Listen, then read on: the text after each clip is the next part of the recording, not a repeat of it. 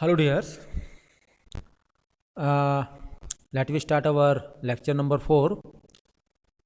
जैसे कि lecture number 3 के अंदर मैं आपको पढ़ा रहा था about the fundamental elements of NC part programming.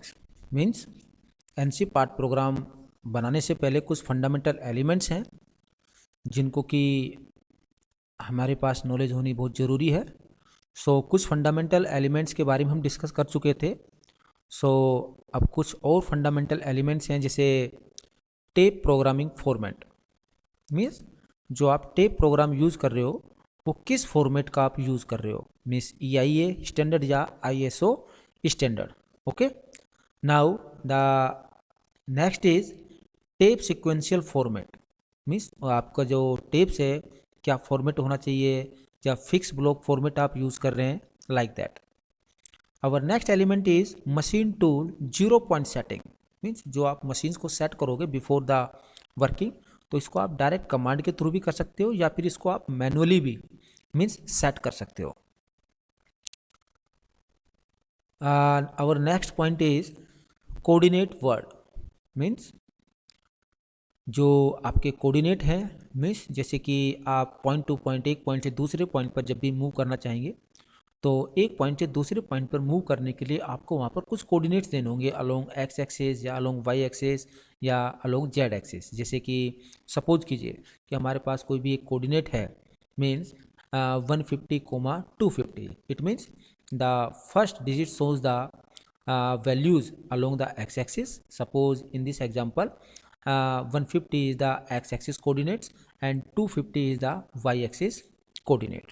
Now next element is parameter for circular interpolation. Means जब भी आपको कोई भी आर्क वगैरह लेना हो तो वहाँ पर हम सर्कुलर इंटरपोलेशन का यूज़ करेंगे।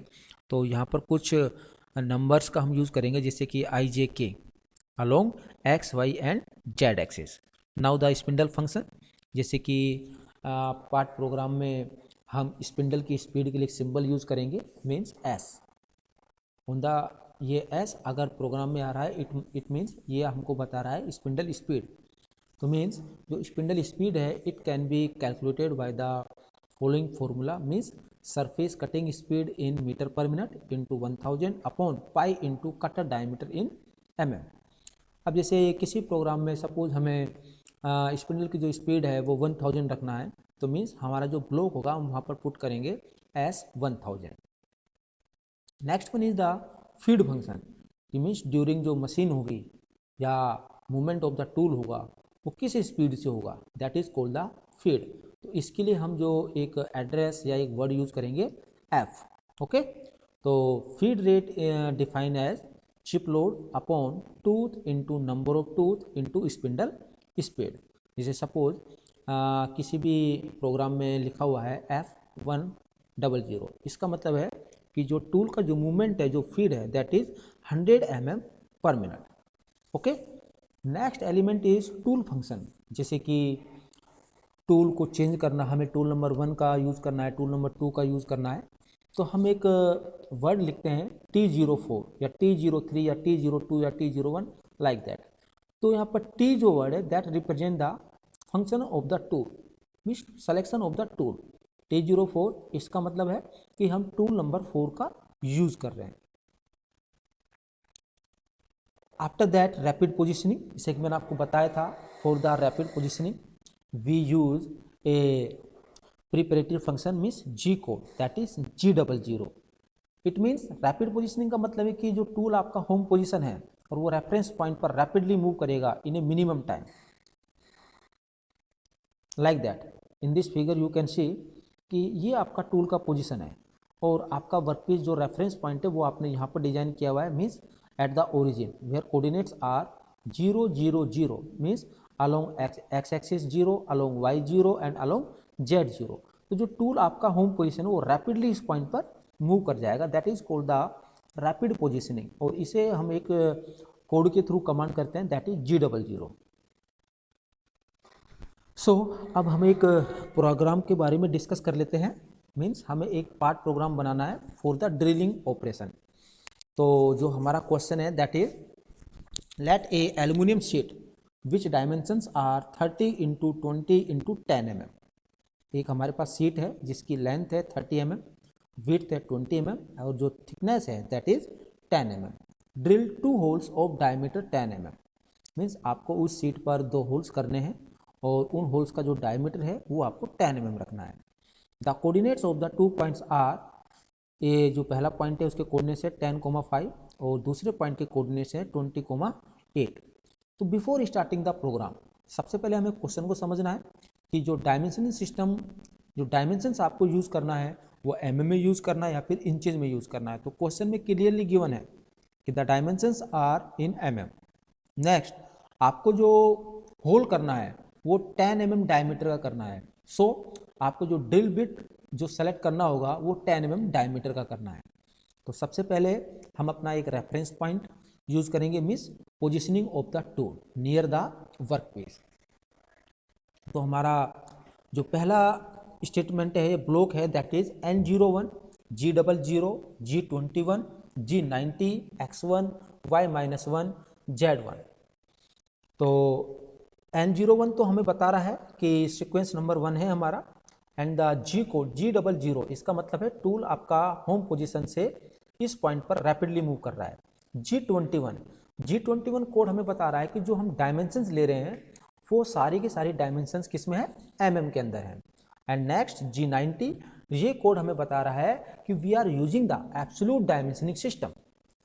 नेक्स्ट X1 मीन्स टूल आपका जो होगा मीन्स वो आपका x एक्सिस पर 1 mm डिस्टेंस पर होगा, y एक्सिस पर -1 डिस्टेंस होगा और z पर 1 होगा। देखिए बेटा इस ब्लॉक के अंदर हम जो x y z है उनकी वैल्यू 0 0 भी पुट कर सकते हैं, लेकिन अगर 0 0 मूव करेंगे तो जब टूल आपका मूव करेगा तो मीन्स वो तीनों एक्सिस के अबाउट मीन्स टच करता हुआ चलेगा, जिससे वर्कपीस का जो सरफेस है वो डैमेज हो सकता है। ओके, टूल का वियर भी हो सकता है, इसलिए हम कुछ टॉलरेंस लेकर चलेंगे कि आपका x एक्सिस से मीन्स वो 1 mm की दूरी पर है, y एक्सिस से -1 mm की दूरी पर है और z axis means vertical movement वो आपका 1 एक्सिस की हाइट पर है। तो सबसे पहले ये हमारा हुआ पहला ब्लॉक। अब हम दूसरा ऑपरेशन करेंगे, मीन्स दूसरे ऑपरेशन में हम इस रेफरेंस पॉइंट से अपने टारगेट नंबर 1 पर पहुंचेंगे, क्योंकि जो हमारा फर्स्ट टारगेट है या फर्स्ट पॉइंट है A, उसके जो कोऑर्डिनेट्स हैं वो आपके पास है 10,5। तो means N02 G00 rapid move करेंगे हम, मीन्स x-10। अब ये आपको देखना है बेटा x+10 लेना है या फिर x-10 लेना है, कि मीन्स आप राइट टू लेफ्ट मशीनिंग कर रहे हैं या फिर लेफ्ट टू राइट मशीनिंग कर रहे हैं, या फिर वर्क पार्ट है जो वर्क पीस है आपने वहाँ पर कोऑर्डिनेट किस बिहाफ पर लिए हैं। ओके, तो मीन्स x-10 y5 ये हमने पॉइंट नंबर फर्स्ट के कोऑर्डिनेट्स हैं, हमने यहाँ पर फीड करा है, तो आपका जो टूल है वो पॉइंट नंबर ए पर पहुँच जाएगा। नेक्स्ट हमें अब इस पॉइंट ए पर मीन्स एक ड्रिल होल करना है ऑफ डायमीटर 10 mm। अब हम क्या करेंगे, N03 थर्ड स्टेटमेंट के अंदर G01। अब यहाँ पर हम टूल को लीनियर इंटरपोलेशन देंगे, मतलब लीनियर मूवमेंट कराएंगे स्लोली, क्योंकि हमें कटिंग करना है और आपका जो x और y वो तो वैल्यू सेम ही रहेगा, सिर्फ हमें z देना है। तो z-10 हमने दिया, तो ड्रिल आपका जो ड्रिल बिट है वो आपका 10 mm वर्टिकली डाउनवर्ड मूव करेगा।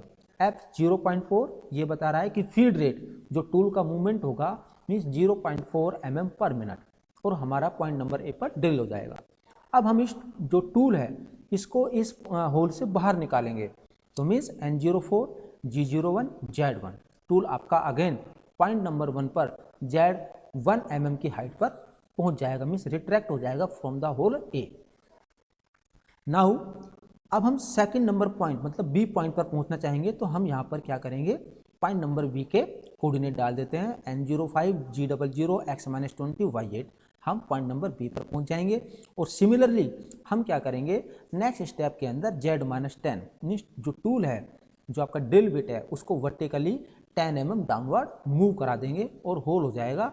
And finally N08 M30 means end of program और टूल आपका होम पोजीशन पर पहुंच जाएगा। Okay, thank you.